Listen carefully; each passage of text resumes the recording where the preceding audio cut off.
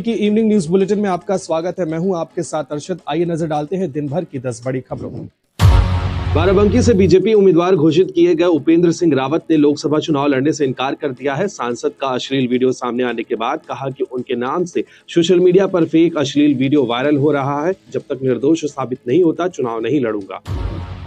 सपा कार्यालय में आज राष्ट्रीय अध्यक्ष अखिलेश यादव की मौजूदगी में बीजेपी बसपा के करीब 100 से ज्यादा नेताओं कार्यकर्ताओं ने सपा का दामन थामा। इस दौरान अखिलेश ने कहा, बीजेपी के अपने लोग टिकट छोड़कर जा रहे हैं। सिर्फ पेपर लीक होने से बीजेपी के करीब 2.25 लाख वोट लीक हो चुके हैं। मुख्यमंत्री योगी आदित्यनाथ को बम से उड़ाने की धमकी मिली है। पुलिस मुख्यालय में तैनात हेड कांस्टेबल के CUG पर 2 मार्च की रात कॉल आया। फोन करने वाले ने कहा, मुख्यमंत्री योगी आदित्यनाथ को बम से उड़ा दिया जाएगा। फिलहाल सुरक्षा में लगी सभी एजेंसियां अलर्ट हो गई हैं। गोड्डा में प्रिंसिपल की गोली मारकर हत्या कर दी गई। वो अपनी भांजी की शादी में शामिल होने आए थे। वरमाला के बाद घर के बरामदे में सो रहे थे, तभी 2 लोग आए और उनकी कनपटी पर तमंचा सटाकर गोली मार दी। पुलिस ने कार्रवाई करते हुए एक आरोपी को हिरासत में लिया है। अमरोहा में आज सुबह एक तेंदुआ लालापुर गांव में घुस गया। जो भी घर सामने पड़ा उसमें घुसकर सोते हुए लोगों को शिकार बनाया। तेंदुए के हमले में 7 लोग गंभीर घायल हैं। इनमें से 2 की हालत ज्यादा नाजुक बनी हुई है। पुलिस मामले की जांच कर रही है। डिप्टी सीएम केशव प्रसाद मौर्य ने मेरठ में कांग्रेस पर निशाना साधा। उन्होंने कहा, कांग्रेस भ्रष्टाचार की अम्मा है। 2024 में यूपी में कांग्रेस का खाता भी नहीं खुलेगा। राहुल गांधी ने भारत की तुलना पाकिस्तान से की। अपने इस बयान पर राहुल को देश की जनता से माफी मांगनी चाहिए। रामपुर में आज पूर्व सांसद Jayaprada MP MLA special magistrate trial court में पेश हुई। पिछले कई महीनों से कोर्ट से गायब थी। इसके चलते उन्हें कोर्ट से फरार घोषित कर दिया गया था। करीब 2 घंटे से ज्यादा जया न्यायिक हिरासत में रही। इसके बाद कोर्ट ने उनकी जमानत मंजूर कर ली। मामले में अगली सुनवाई 6 मार्च को होगी। चित्रकूट सांसद RK सिंह पटेल को 2024 में फिर से लोकसभा प्रत्याशी के रूप में भाजपा ने टिकट दिया है। इसी कड़ी में वो मानिकपुर विधानसभा क्षेत्र पहुंचे और आदिवासियों से अभद्र भाषा में बातचीत करने का उनका वीडियो सोशल मीडिया पर वायरल हो रहा है। वीडियो की दैनिक भास्कर पुष्टि नहीं कर रहा है। ग्वालियर से इटावा दोस्त की शादी में आए युवक की थार की टक्कर से मौत हो गई। मृतक गेस्ट हाउस के बाहर खड़ी स्विफ्ट कार के पास खड़ा था, तभी थार सवार युवक ने खड़ी स्विफ्ट कार में टक्कर मारकर कुचल दिया। पुलिस मामले की जांच कर रही है। मुजफ्फरनगर के बुढ़ाना में कॉफी पिलाने के बहाने 3 युवकों ने BA की छात्रा से तमंचे के बल पर गैंगरेप किया। पुलिस ने 4 युवकों के खिलाफ रिपोर्ट दर्ज कर 2 आरोपियों को गिरफ्तार कर लिया है। प्रधानमंत्री नरेंद्र मोदी ने तेलंगाना में आज RJD चीफ लालू प्रसाद यादव के परिवार वाले बयान पर जवाब दिया है। उन्होंने कहा, मैं जब भी परिवारवाद की राजनीति की बात करता हूं तो विपक्ष के लोग कहते हैं कि मोदी का तो कोई परिवार ही नहीं है। इन्हें बताना चाहता हूं कि मेरा देश 140 करोड़ देशवासी मेरा परिवार हैं। इसके बाद कई केंद्रीय मंत्रियों समेत बीजेपी के वरिष्ठ नेताओं ने सोशल मीडिया प्लेटफॉर्म X पर अपने नाम के साथ मोदी का परिवार जोड़ लिया है। जिन नेताओं ने मोदी का परिवार नाम में जोड़ा है उनमें अमित शाह, नितिन गडकरी, पीयूष गोयल, अनुराग ठाकुर, ज्योतिरादित्य सिंधिया, किरण रिजिजू, शिवराज सिंह चौहान और JP नड्डा शामिल हैं। उत्तर प्रदेश के बाराबंकी से सांसद उपेंद्र सिंह रावत ने आगामी लोकसभा चुनाव लड़ने से इनकार कर दिया है। एक कथित अश्लील वीडियो वायरल होने के बाद रावत ने अपनी दावेदारी वापस ले ली है। रावत का नाम बीजेपी के 195 उम्मीदवारों की पहली लिस्ट में शामिल था। कथित अश्लील वीडियो वायरल होने पर सांसद के प्रतिनिधि दिनेश चंद्र रावत ने पुलिस में शिकायत दर्ज कराई है। पुलिस को दी गई शिकायत में वीडियो को फर्जी और एडिटेड बताया गया है। पुलिस से मामले की निष्पक्ष जांच की मांग की गई है। लोकसभा चुनाव के लिए पश्चिम बंगाल के आसनसोल से बीजेपी के टिकट पर चुनाव लड़ने से इनकार करने के बाद भोजपुरी सिंगर पवन सिंह आज दिल्ली पहुंचे। यहां उन्होंने बीजेपी अध्यक्ष JP नड्डा से मुलाकात की। इस बैठक के बाद पवन सिंह ने मीडिया से बातचीत में कहा कि जो कुछ भी होगा वह अच्छा होगा। बीजेपी ने शनिवार शाम को लोकसभा चुनाव के लिए अपने उम्मीदवारों की पहली लिस्ट में पवन सिंह को पश्चिम बंगाल की आसनसोल सीट से उम्मीदवार बनाया था। लोकसभा चुनाव से पहले पश्चिम बंगाल में तृणमूल कांग्रेस के वरिष्ठ नेता तापस रॉय ने पार्टी और विधायक पद से इस्तीफा दे दिया है। तापस ने मीडिया को अपने इस फैसले के बारे में बताते हुए कहा कि इस साल जनवरी में मेरे घर पर ED के छापे पड़े। इस दौरान पार्टी ने मेरा साथ नहीं दिया। उन्होंने कहा कि पार्टी में उनकी इज्जत नहीं हो रही है, इसलिए उन्होंने विधानसभा अध्यक्ष को अपना इस्तीफा सौंप दिया है। दिल्ली सीएम अरविंद केजरीवाल ने शराब नीति घोटाला मामले में ईडी के बार बार समन भेजे जाने पर आज एजेंसी को अपना जवाब दिया। उन्होंने कहा कि ईडी का समन गैर कानूनी है, पर वे फिर भी जवाब देने को तैयार हैं। केजरीवाल ने एजेंसी से 12 मार्च के बाद की तारीख देने के लिए कहा है और उसके बाद वीडियो कॉन्फ्रेंसिंग के जरिए पेश होने की बात कही है।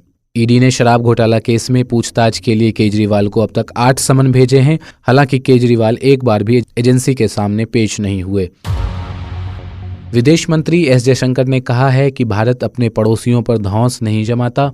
नई दिल्ली में एक प्रोग्राम के दौरान जब उनसे कहा गया कि भारत को सब कॉन्टिनेंट और हिंद महासागर क्षेत्र के देशों पर धौंस जमाने वाले देश के तौर पर देखा जाता है, तो जयशंकर ने कहा कि ऐसा होता तो भारत संकट में पड़ोसी देशों को $4.5 अरब की मदद नहीं देता। झारखंड के दुमका जिले में गैंगरेप की सर्वाइवर स्पेनिश महिला को राज्य सरकार ने 10 लाख रुपए का मुआवजा दिया है। दुमका के डेप्यूटी कलेक्टर ए डोडे ने उनके पति को इस रकम का चेक सौंपा है। उन्होंने सोशल मीडिया प्लेटफॉर्म एक्स पर पोस्ट के जरिए ये जानकारी दी है। उन्होंने कहा कि यह राशि विक्टिम कॉम्पेंसेशन स्कीम के तहत दी गई है और चेक देने के लिए डीसी और एसपी सर्किट हाउस गए, जहां स्पेनिश महिला और उनके पति को पुलिस सुरक्षा में रखा गया है। स्पेन के दिल्ली स्थित दूतावास ने सोशल मीडिया पर इस पहल के लिए धन्यवाद कहा है और लोगों के समर्थन के लिए आभार जताया है। दिल्ली की आम आदमी पार्टी सरकार ने आज बजट सत्र के दौरान महिलाओं के लिए अहम ऐलान किया। दिल्ली सरकार की मंत्री आतिशी ने बजट भाषण पढ़ते हुए कहा कि केजरीवाल सरकार अब 18 साल से ज्यादा उम्र की हर महिला को हर महीने 1,000 रुपये देगी। ये राशि मुख्यमंत्री महिला सम्मान योजना के तहत दी जाएगी। इजराइल हमास की जंग शुरू होने के बाद ब्रिटेन में बढ़ते कट्टरपंथ के मद्देनजर प्रधानमंत्री ऋषि सुनक ने इन पर लगाम कसने का प्लान तैयार किया है। इसके तहत अफगानिस्तान, पाकिस्तान और इंडोनेशिया के कट्टरपंथी इस्लामिक धर्मगुरु ब्रिटेन नहीं आ सकेंगे। इसके लिए वीज़ा वार्निंग लिस्ट तैयार की जा रही है और इसमें जो भी नाम शामिल होंगे उनको ब्रिटेन में एंट्री नहीं मिलेगी। इसके लिए ऑटोमेटिक एंट्री बैन प्रोग्राम तैयार कर लिया गया है।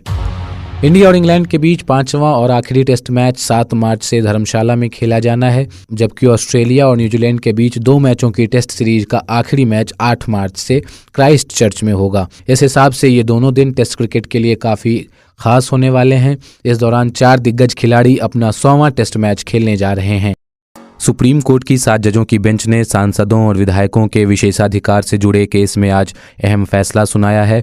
कोर्ट ने कहा है कि रिश्वत लेने के मामलों में सांसदों और विधायकों को विशेषाधिकार के तहत किसी तरह का कोई कानूनी संरक्षण हासिल नहीं होगा। शीर्ष अदालत ने इसी के साथ 1998 के नरसिम्हा राव जजमेंट के अपने फैसले को पलट दिया है। तब 5 जजों की बेंच ने 3-2 के बहुमत से तय किया था कि ऐसे मामलों में जनप्रतिनिधियों पर मुकदमा नहीं चलाया जा सकता।